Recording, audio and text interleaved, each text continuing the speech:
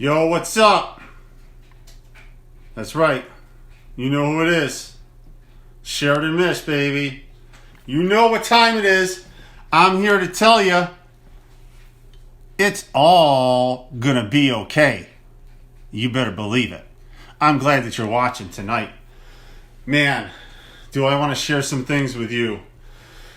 Whew. I am just super grateful, thankful for so many things that I want to share with you tonight.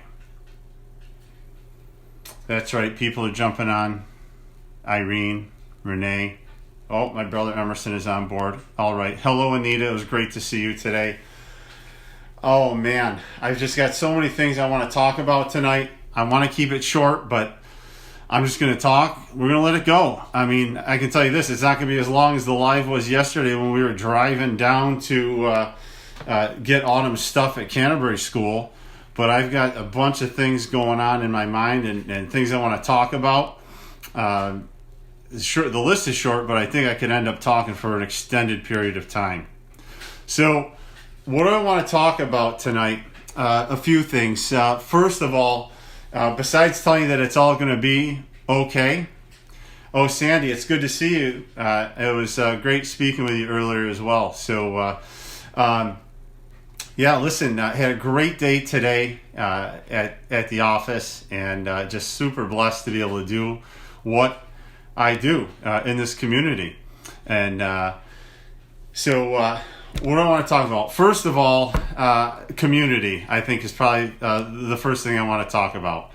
And when it comes to community and what we are able to accomplish as a community, hey, Connor, I got some things I'm going to talk about tonight thanks to your suggestions. And Sandy, I've got some things I'm going to talk about because of conversations that we had. And I'm not sure if you can see that up back there, Sandy, but I'm going to bring that into conversation pretty soon. But yeah, so like I was saying, the most important thing I want to really address tonight is the importance of community.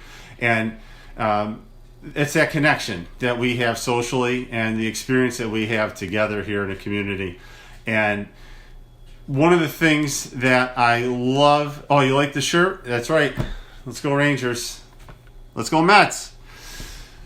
And so, man, there's changes. And I've said that there's changes every day. It seems like there's been changes every single day with... what we should be doing with this coronavirus crisis. And there's changes every day in terms of the healthcare field. I am always reading what's going on with the CDC and the New York State Department of Health, looking into what the chiropractic organizations are saying about it. And it's something that's very important for me as a essential provider that is still on the front lines taking care of people coming in every day, that I need to make sure that I'm following the appropriate guidelines, recommendations, and mandates. Your well-being is the most important thing for me. And when I say your well-being, I mean you. You that's watching. The 14 people that I see are watching right now. Your well-being. And because it starts with each individual person that we interact with. If you touch one person, that can affect everyone. And that it's when you have that appreciation of your community, that if you can make a difference for one person, that's going to multiply and have a huge impact on so many others. And so what I want you to realize is that one of the mandates, one of the guidelines that got handed down over the weekend, or maybe it was on Friday, was that I need to start wearing the N95 masks is what I need to wear. And so, and also the goggles. I need to have those on in the office because I must protect myself to protect you. And so the people that come to see me, I'm not so worried so much about me getting sick necessarily, but that mode of transportation of the virus through the mucous membranes, your eyes, your nose, your mouth, and that you've got to have that protected. And like I said, not necessarily worried about me getting sick, but if that comes to me and sticks to me, and then I have an encounter with another patient and multiple people during the course of that day, and that may pass back onto others, I need to make sure that we're doing everything in our power to protect the people in our community.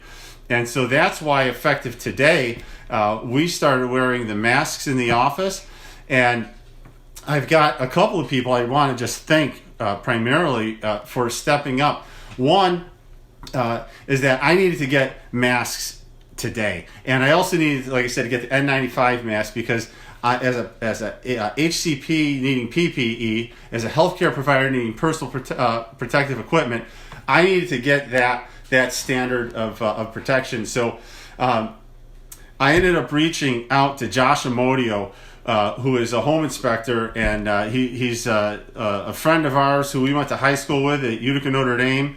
And I contacted him yesterday. I said, Josh, I don't know, like, I'm just reaching out specific people. And he was actually the first person I contacted. I'm like, I need to get a mask or two. Like, can you just help me out?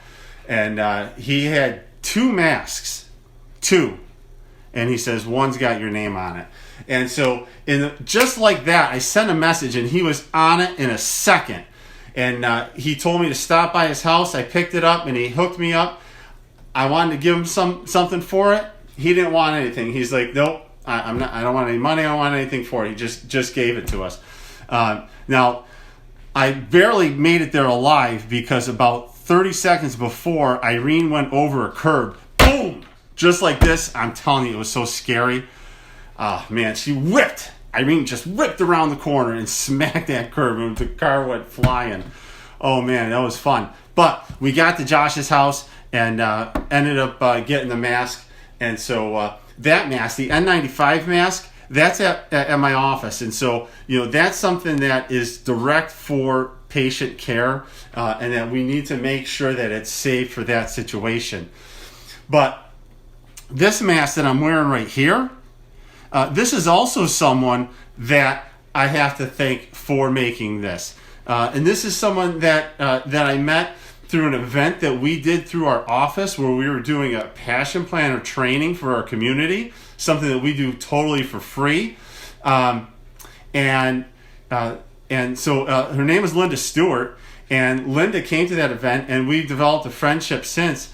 And Linda offered to make these masks because she knew I couldn't get any N95 masks. And so Linda said, I'll make you some masks. How many do you need? How many people do you have at the office? How many? And she delivered them today to my office. And so I just want to thank Linda for doing that and making these masks. Just awesome that you would take the time to do this. And she's made so many other masks and is distributing them in the community. So I'm thankful for that Linda would think of me, and she reached out to me. I didn't reach out to her. She came to me, and she just knew. And so I'm just super appreciative. And, that's the thing with community. That's what I love about Utica, of this community, Central New York, Mohawk Valley. When somebody needs something, like, people know before you even have to ask. And if you do ask, they're on it, and they hook you up. No questions asked. And I'm just thankful for that. So I've got the mask in the office. We've got the goggles. And really, my biggest fear is not catching coronavirus. It's me passing something on to someone who may be at risk. Or the other fear is that if I don't do my job to protect other people, if I don't have the standard of care with the goggles, with the N95 mask, if someone that's has COVID-19 comes into my office or finds out within a week or so after they've been in my office, I have to go into quarantine. I have to close my office and quarantine for 14 days, whether I get sick or not. And that means all the people that need my care, that count on me to be there for them, I'm not there.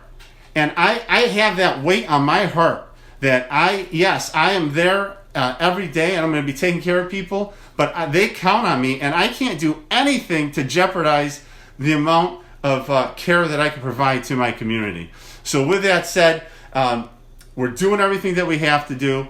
I'm thankful for the people who have stepped up to help me, help my wife Irene be able to be in the office, help my daughter Allison be able to be in the office, because Linda made Allison one of these as well. And so thankful for the community that we have. that said, these masks are take some getting used to wearing. If you're not wearing a mask, when you put it on, it takes a little bit to get used to. So let me get rid of that. And so I want to talk about Trump. And I'm not necessarily like going to get political on this, even though I guess if you say Trump, you're getting political. But I'm not going to talk about, what side of the aisle someone's on. But I'm going to talk about a couple of things, because I've talked before about taking care of number one. You got to take care of yourself if you're going to be able to take care of other people. But one of the things I've talked about recently is that Irene and I, at 11 o'clock, we are so done. We're so done with watching what's going on in the United States and some of the negative media that is going on, the scare tactics, the negativity, that we just want to watch the Canadian news. So we put on CKWS, which is the Kingston, Ontario news channel, which is like the Utica version of news up there. And so one of the things that they had on the news was that they had both Trudeau, who is the Prime Minister in Canada, right? And then I don't even know who the heck the guy.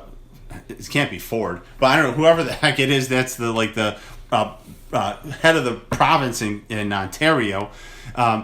But Trump told 3M, do not send masks to Canada. He told the glove makers, don't send gloves to Canada. Trump shut down the border to Canada. The Canadians needed our help, and Trump said no. Didn't send anything to them. They've got people dying. They were highlighting this one nursing home in Kingston. Like 20 to 30 people died in this nursing home. And it's just over the border, right? Just over the St. Lawrence River. Boom, you're in Kingston. And they're having the same things that we see happening in New York City, happening in Seattle. And that the Canadians are asking for our help. They don't have the stuff. And Trump said, nope, shut it down. We're not sending you anything. Too bad for you. Meanwhile, we're asking China to send us 1,000 ventilators and masks and whatnot. So, I don't even know. I just felt I was appalled as an American that goes to Canada dozens of times per year with hockey and a variety of other things. That we basically said this to Canada, and that's just not right. Not right at all. Sad. So, what did the Canadians do? Well, one of the things that I heard was this. So, this company, Bauer, making these high-tech-esque bubbles, these masks, right, is that Bauer said, we are going to make masks for healthcare providers because, hey, hockey's not going on. So what are they going to do? So the Canadians said, we can make it. And that's one of the things that the Prime Minister of Canada, Trudeau, and that the leader of Ontario province said, you know what? That's fine. We're not angry. We're not going to retaliate against you. They said that. We're not going to retaliate against America. We're not going to retaliate against Trump. That's fine. We've got the manpower. We've got the way to manufacture this stuff. We're going to make our own gloves, our own masks, our own ventilators, and we're going to start making it now. And so Connor Hobbs, who I saw earlier today, we were talking, and he says, yeah, that's what Bauer did. Boom. They took, instead of making these, they're making the masks, healthcare masks, to help this crisis. And that's what I was talking about the other day. Well, I was talking about the innovation. I was talking about how when there's something that needs to be done and that now, boom, you got to shift manufacturing. You got to make things that you didn't used to make before. How are you going to respond? How are you going to act? And that's just awesome to see that's the attitude that the Canadians took, was that's fine, we'll take care of ourselves. And that's the thing, is that you've got to be able to take care of yourself. You can't be waiting for the handout. Put your hand out and ask for help like I did. I asked for help. Can somebody make me a mask? And can somebody get me a mask? I got that help. Yes. And I'll tell you what, we're down to 2 canisters of this disinfectant wipes and can't get it anywhere. we need help, or I'm going to have to shut down my office because we're going to have to close because we can't keep things sanitary and clean. We've got 2 of these left, 1 for each office. We're going to keep looking. We're going to keep looking. And if I got to find a way to make it myself, I'll make it myself. But that's it. That's the thing. You gotta do for you. You gotta sometimes take the action and make it happen for yourself. You gotta step up, responsibility, maturity, but not be afraid to ask for help. But don't count on it. Thankfully, like I said, the community's there. I was able to get some help here locally. Thankfully, I appreciate that. Oh man,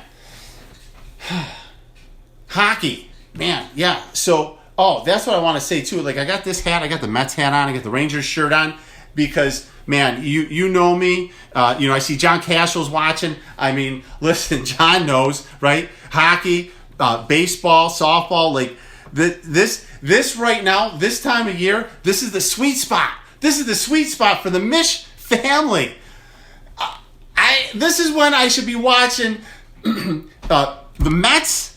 I should be watching some NHL. Like, I should be sitting on my couch right now with Irene next to me and like flipping back and forth between SNY and MSG. Like this is what I should be doing. Rangers, I should be watching Islanders, should be watching Hockey Night Canada, and watching the Mets. And maybe the Yankees if the Mets aren't on. Actually, I don't even like to watch the Yankees. I like to listen to the Yankees because John Sterling and Susan Waldman are the funniest show on radio, maybe besides Howard Stern. Howard Stern and then John and Susan. That's about the level of comedy that you get if you listen to the Yankees. So anyway, this is our sweet spot, and we just don't have it. We don't have it right now. The hockey and baseball, oh gosh. And we'd be going to watch Autumn play softball. Like, it really is just the sweet spot for us. On a Wednesday, we drive down, watch Autumn pitch, play softball, come home, watch some hockey, watch some baseball. Life's good. Life is still good. I'm not complaining. I'm just saying this is our sweet spot and we're missing it. But it'll be back. It'll be back. It's all going to be okay. Been saying it. It will be. So, I was talking about hockey and, just some things. And I've got this picture right here. And that's actually a picture of Allison when she played hockey for Rome. That was her last year playing boys hockey. And I say boys hockey because I guess it was boys, but it was like mixed. It's co-ed. Like, that's an interesting thing because girls hockey is for girls, but then the other hockey, it's boys, but girls can play if whatever. So, so that was Allison's last year playing in Rome. Jason Combs was the head coach. Assistant coach was Dave Russell and myself. We had a blast that season. A lot of fun, and it was great because hockey in Rome, in hockey anywhere really, but like hockey and other sports, youth sports, kids not having sports right now. It's not about just playing sports. Like it's the social development not happening. It's learning how to win, learning how to lose, learning how to deal with adversity, learning how to push yourself outside of your comfort zone, learning how to fail, deal with that mentally, and get over it. And we're just not having it. We're not having it because of what's going on. But one of the things with hockey that really just makes it totally special is you don't come out of the womb knowing how to skate. You don't. It's not a natural thing to do. You need to learn how to skate. Skating is hard, and so not only is it hard to get up on a thin blade and be able to stand up and have that balance of coordination, but then it's freezing. It's freezing. You're in a rink. It's cold. You're 3 years old. You're 5 years old. Your parents just put you in this pieces of equipment, tie your feet into this hard boot that hurts like heck to put in. You can't barely stand up. You're falling all over the place, and you're freezing. You've got frostbite on your toes, frostbite on your hands. Your eyes are running. Your nose are running. You're drooling. You're crying. And your parents are on the other side of the plexiglass waving, and the kid is just like, can't even get up. And you've got 2 coaches and 20 kids. these 5-year-olds crying. I mean, you want to learn about dealing with adversity. That's the thing. Like, how great is hockey? You have to learn. You stand up, you fall down. You stand up, you fall down. You stand up, you fall down. How many times to continue to play hockey at 3, 4, 5, 6, 7 years old, and to stick with it? I mean, what lessons that teaches a human being? What lessons are learned? And then the next year, your parents sign you up when you go to Squirts, and the organization says, "Hey, congratulations, you made it this far. You've had frostbite 100 times. You've had countless injuries. Separation anxiety from your parents, and we now are going to put you on practice on Tuesdays and Thursdays at 5:30 in the morning." That's right. Congratulations, you just made it. You made it to the early morning practice range.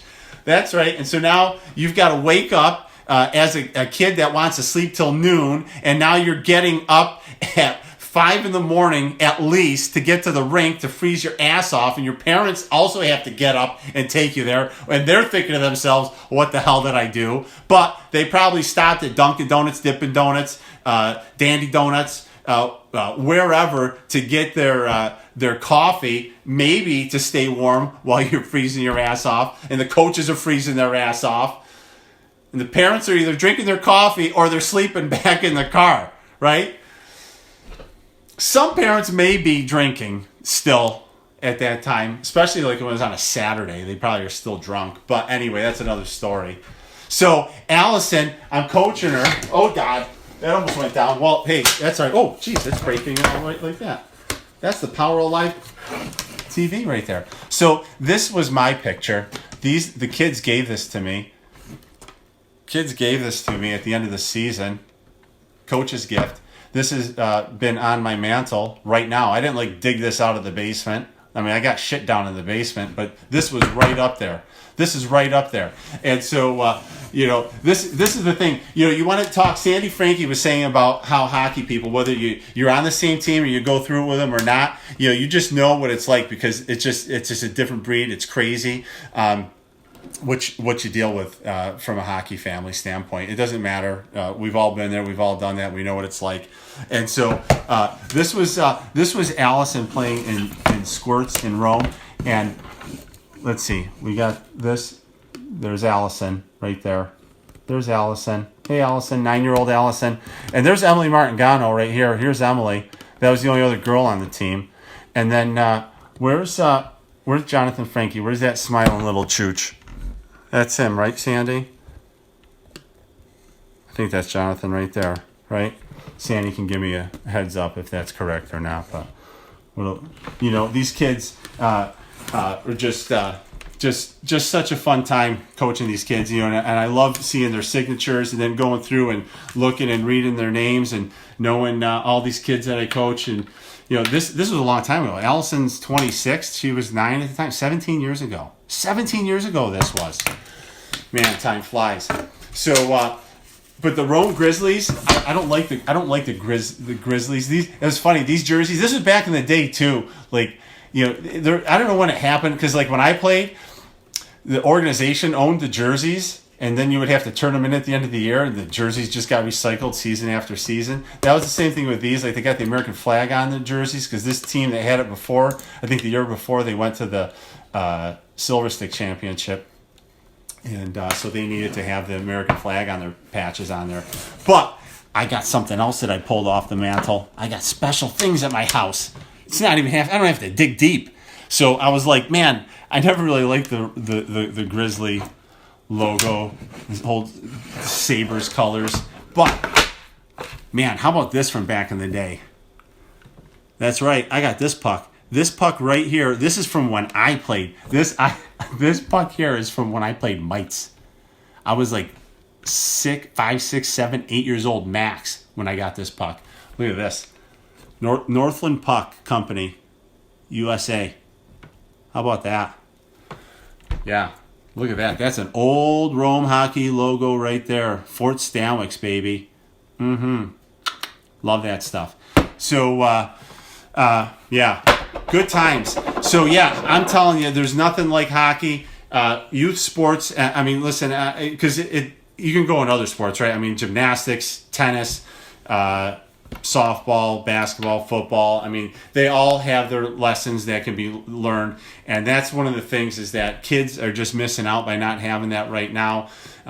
Sure, kids can go outside and play with their parents and their siblings, and that's okay, and that's good, or play with a friend or two, but there is something about having that community, having that time together, and improving yourself and improving as a collective group. So, and that's the thing. I know I say it's all going to be okay, and it's all going to be okay. We got to stay optimistic, stay positive, and just look back at the lessons that we've learned and be able to share those with others, share those with our kids, our grandkids, share them with the people that we do have communication with and influence on right now. And I'll tell you what, I'm thankful for just like I said the other day. Thankful for my family, thankful for hockey, thankful for chiropractic, and just how much my world has revolves around those three things, and just all intertwined. But with that said, today's day 21. I'll be back tomorrow for the 22nd day. I do want to thank you for watching, and know that you are strong enough, and that we will get through this, and that in times of trouble, innovation, adaptation, stay positive. It's all going to be okay. Thanks for watching. I love and appreciate you.